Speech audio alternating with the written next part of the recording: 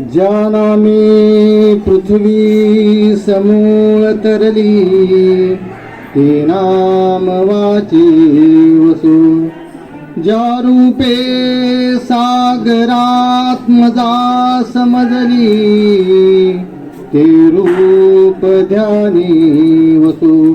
ज्या पादे फणिकालिया स्पर्शिला तो पाद भाळी ठसू. ज्या हस्ते गिरिगोवर्धन उचलिला तो हस्त माथा वसु. तो हस्त माथा वसु. सर्वज्ञ श्री चक्रधर स्वामी की जय. प्रतिवर्षाप्रमाणे होणारी ही सभा आणि त्या प्रतिवर्षाप्रमाणे हे पंचावतार अवसराचं आयोजन आणि त्या निमित्तानं आपण सर्वजण एकत्रित आला. सर्वांनी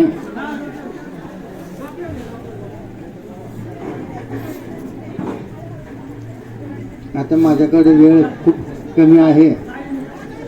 5 मिनिटं संयोजकांनी दिलेला आहे. आता पण 5 मिनिटात सांगायचं काय? एक मोठा प्रश्न असतो. नुसत्या आशीर्वादासाठी एवढं मोठं आयोजन म्हणलं तर अवघड आहे. असो, प्रवचनाला टाईम पाहिजे, दिला पाहिजे किंवा समोरच्याने प्रवचन ऐकली पाहिजे. ही पंचावतार उपहार ही जी संकल्पना आहे ही संकल्पना भाव साधना आहे. काय आहे? ही भाव साधना आहे. ही तुमच्या अंतस्थ भावनेतून त्या परमेश्वराला आपल्याकडे जे काही आहे ते समर्पित करायचा आहे. हा एक उद्देश आहे. आपलं काहीच नाही. सर्व साधे हो कवनाते काही असे हे सकाळी देवाचे की मा देव देते. आपलं काहीच नाही. हे सगळं ही देवाचं आहे आणि हे देवाचंच देवाला अर्पण करायचं आहे. पण ते अर्पण करत असताना त्याच्या पाठीमागच्या भावाची शुद्धता महत्वाची आहे. तो भाव महत्वाचा आहे आणि तो भावच त्या परमेश्वराला समर्पित करायचा आहे. सांगितलं की ही भाव साधना आहे. आणि साधनेमध्ये मग ती ज्ञान साधना असो, भक्ती साधना असो, कोणती साधना असो, त्या साधनेमध्ये भाव असणं खूप गरजेचं आहे. जर भाव नसेल, तुम्ही जर ज्ञान अर्जन करताय किंवा तुम्ही पंचावताराला आलाय आणि तर त्याच्यामध्ये भाव नाही, केवळ एक व्यवहार म्हणून आला सर किंवा त्याला वालेराज बाबांनी बोलवलंय म्हणून जायचंय किंवा ज्यांचं अन्नदान आहे त्यांच्याकडून तुम्हाला निरोप आलाय म्हणून जायचं आहे, हा व्यवहार झाला. तुम्ही खरंच तर त्या घरातून निघताना जर ह्या भावनेतून निघाले असते की मला तिथं जायचं आहे, तिथं जी काही ज्ञान साधना चाललेली आहे किंवा तिथं जी काही भक्ती साधना चाललेली आहे, कारण या भक्ती साधनेतून त्या परमेश्वराला आव्हान करायचं आहे आणि परमेश्वरला बोलवायचं आहे. अहो घरामध्ये जावायला बोलवायचं असं तर माणूस किती आदरातिथ्य करतो आहे की नाही. आता इथून संसारिक माणसाला माहिती आहे घरी जावं आल्यानंतर काय काय करावं लागतं. किती वेळा त्याला बस म्हणावं लागतं, किती वेळा खा म्हणावं लागतं, किती वेळा पी म्हणावं लागतं आहे की नाही. 4 वेळा महिन्यासाठी खात नाही ते. मग आता आपल्याला त्या जगन्नियंत परमेश्वराला बोलवायचं आहे आणि त्यालाच हे समर्पित करायचं आहे, त्याला प्रार्थना करायची आहे. मग ह्याच्या पाठीमागे भाव साधना ही महत्वाची आहे. ज्ञान साधना ही महत्वाची आहे. तो भाव कसा असावा? जाणीवपूर्वक असावा, ज्ञान साधनेतून असावा. केवळ लोक करतायत म्हणून आपण करायचं का? आमक्याने पंचअवतार केला मग आपण करायचं, ही काय तुमच्या ऐश्वर्याची काही प्रदर्शन आहे का? नाही. त्या परमेश्वराला आपण काहीच देऊ शकत नाही. नान वाप्त अवाप्तव्यम वर्त एवच कर्म. ज्ञान वाप्त की परमेश्वर सांगतात मला प्राप्त करायचं असं काही नाही. अवाप्तव्यम अप्राप्तव्य असं काही नाही. परमेश्वराला प्राप्त करायचं बी काही नाही आणि अवाप्तव्यम म्हणजे त्याला अप्राप्तव्य असं काही नाही. सगळं त्याच्याकडे आहे. मग हे त्याला द्यायचं काय आहे? त्याला तुमच्यातला भाव द्यायचा, त्यातल्या तुमच्या साधनेतलं तुमच्या अंतःकरणातलं प्रेम द्यायचं आहे. आणि ते प्रेम देताना, ती साधना देताना जर ही सुरुवात इथून आहे, ही सुरुवातच इथून आहे. जर तुम्ही इथं श्रद्धेनं ज्ञानानं जर परमेश्वराला समर्पित केलं तर तुम्हाला ईश्वर अवताराचा योग येऊ शकतो. जर इथं तुमची साधना, ह्या साधनावर तर तुमची श्रद्धा नसेल, त्या साधनावर तुमची कृती नसेल, तर पुढे जाऊन यदा कदा तुम्ही सन्निधान जोडलं असेल आणि योग जरी आला तर परमेश्वर तुमचा पदार्थ स्वीकारत नाही. परमेश्वर तुमचा पदार्थ घेत नाही. का? त्याला काही घेणंच नाही. पण जसं स्वामी परिभ्रमण करता करता नांदेडला येतात.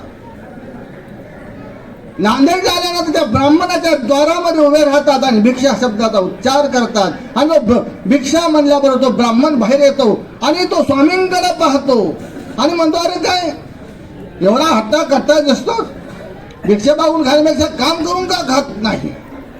हे त्याचे पूर्वसंस्कार जागे झाले. आता सांगितलं बाबांनी की स्वामी भंडाराला गेल्यानंतर भंडारेकरांच्या समोर उभे राहतात आणि भट्टो मागील पांगी पहा म्हणल्याबरोबर त्यांना ना तापतायशी प्रतिती अवतरली. आणि हा सुद्धा ब्राह्मणाचा आहे.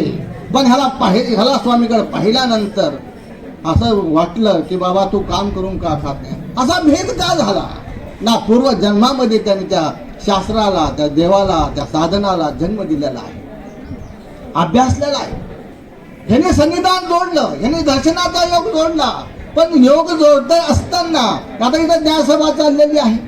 तुम्ही ज्ञानाकडे पाठ करून कोणी मंदिरात बसलेलं आहे, कोणी झाडाखाली बसलेलं आहे, कोणी पाठीमागं बसलेलं आहे, गप्पा मारताय. हे ज्ञानाचं काय आहे? अव्यरण आहे. यदा कदा तुमचा ईश्वराचा योग आला, ज्ञान सांगण्याची पाळी आली तर तुम्हाला ज्ञान श्रवण होणार नाही. म्हणून हे इथंच जोडायचं असतं, हे इथंच प्राप्त करायचं असतं. ही इथूनच सुरुवात आहे. जसा प्रसव आहे हा चांगला बी असतो आणि वाईट बी असतो. हा चांगला प्रसव तुम्हाला इथं जोडायचा, तो प्रसव तो योग ईश्वरापर्यंत गेला पाहिजे. त्याने स्वामीकडे पाहिला आणि म्हणला तो हट्टा कट्टा हेच काम करून का खात नाहीस? देव म्हणतो मला कोणी कामच दे. सगळ्या जगाला अनंत ब्रह्मांडाला कामाला लावणारा त्याला कोण काम सांगणार? त्याला कोण काम देणार? आणि मग स्वामी म्हणतात का काम नाही? हाय म्हणे कालच माझा गुरु सोडून गेलेला आहे, त्याची गुराचा आणि त्या स्वामींना तो त्या गुराख्याचे कपडे, त्या गुराख्याचं जे काही खायला पाहिजे, म्हणजे त्यांनी देव जोडला.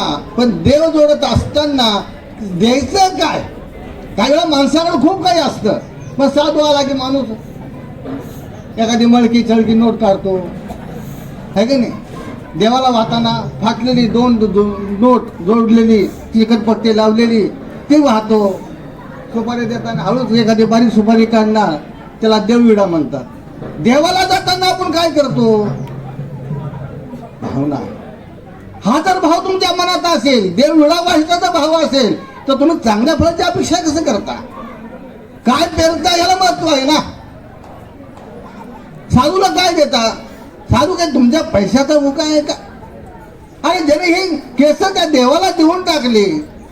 स्वामी म्हणतात पृथ्वी एवढं रवण असे, परमेश्वराची देवता असे, आम्हाला कशाची कमी नाही. पण भाव तुम्ही जे काय देताय ते त्या साधनाला देताय, कारण तसं साक्षात ईश्वर जोडावा, ईश्वराला द्यावं असं भाग्य तुमचं नाही. मग आता त्या भाग्यापर्यंत जायचं असेल तर तुम्हाला त्या साधनाच्या ठिकाणी श्रद्धा ठेवावी लागेल, त्या साधनाच्या ठिकाणी प्रेम ठेवावं लागेल, त्या साधनाच्या ठिकाणी तुम्हाला भावना ठेवावी लागेल. हे साधन, त्याला साधन म्हणजे स्थान प्रसाद भिक्षुक वासनिक हे काय आहे? साधन आहे. हे साधन केसने तोर, कारण त्या परमेश्वराला प्राप्त करायचं असेल का परमेश्वर समर्थ का तयाचे साधन समर्थ. आमचे आचार्य सांगतात की देवाला जर प्राप्त करायचं असेल तर परमेश्वर तर समर्थ आहे, पण त्या परमेश्वराचं साधन सुद्धा एवढं समर्थ आहे की तुम्हाला त्या परमेश्वरापर्यंत पोहोचू शकतं. पण त्या साधनाच्या ठिकाणी असणारा भाव महत्वाचा आहे. कारण आमचे आचार्य म्हणतात भावहीन तो दैवहीन. ज्याच्या ठिकाणी भाव नाही तो मनुष्य, तो व्यक्ती दैवहीन आहे. जर तुम्हाला साधनाच्या ठिकाणी, संतांच्या ठिकाणी, स्थानाच्या ठिकाणी, वास्तविकाच्या ठिकाणी, नामधारकाच्या ठिकाणी जर भाव नसेल, हे तुम्ही समजता काय? हे नामधारक ही साधी आहेत का? नाही. हिरवा टुटवा जो विश्व बोधे बोधवंत तयाची सरी चैतन्य ती क्रिया करत असताना हे ईश्वर जोडला नाही. पण पहिले लोक म्हणायचे पण देव जोडा. नाही देव जोडता तर मार्ग जोडा. काय जोडा? मार्ग जोडा. हा मार्ग तुम्हाला त्या ईश्वरापर्यंत घेऊन जाईल. हे साधन तुम्हाला त्या ईश्वरापर्यंत घेऊन जाईल. ती भावना, ती श्रद्धा. काही वेळा मग देव जोडतो, पण देव जोडत असताना त्याच्या ठिकाणचा अहंकार, त्या ब्राह्मणाला अहंकार झालेला आहे. त्याला देव ओळखता आलेला नाही. देव द्वारामध्ये आलेला आहे, पण पूर्वजन्मामध्ये ज्ञानाला जन्म दिला नाही. कुठं अशी ज्ञान चर्चा चालली असेल, पाठीमागे बसून तो गप्पा मारत असेल, हॉलमध्ये बसून गप्पा मारत असेल, तर त्याला जेव्हा देव भेटेल ना, त्याला देवच ओळखता येणार नाही. कारण त्यांनी ज्ञानाकडे पाठ फिरवले, म्हणून आता देव त्याच्याकडे पाठ फिरवणार. त्या ब्राह्मणात गेलेले आहे स्वामी, पण त्याला देव सुधारात आलेला आहे, पण ओळखता नाही आला. का? ज्ञानाला जन्म दिला नाही. ज्ञान चालू असताना ज्ञानाकडे पाठ फिरवली. म्हणून स्वामी म्हणतात ठीक आहे बाबा, माझ्या 2 अटी आहेत बाबा, मी सोडल पण बांधणार नाही, चारल पण धुणार नाही, म्हणजे दूध काढणार नाही. मीच नेतो. आता मला 10 मिनिटं भेटलेली आहेत, त्यामुळं मला त्या पद्धतीविषयी मानता येत नाही, तर मी थोडक्यात मांडण्याचा प्रयत्न करतो की ह्या 2 अटी सांगितलंय की परमेश्वरामध्ये मी सोडल. कारण जीवाचा बंध मोक्ष परमेश्वर कीर्ती. परमेश्वर हा जीवाला बंधनातून मुक्त करायला आलेला आहे, तो बंधनात टाकायला आलेला आहे. म्हणून परमेश्वरा सांगतात मी सोडेल पण बांधणार नाही. तुझ्या गाई सोडणार पण मी बांधणार नाही. मी चालेल, त्याला चरायला नाही, पण धुणार नाही, म्हणजे दूध काढणार नाही. निष्काम कर्मयोग आहे.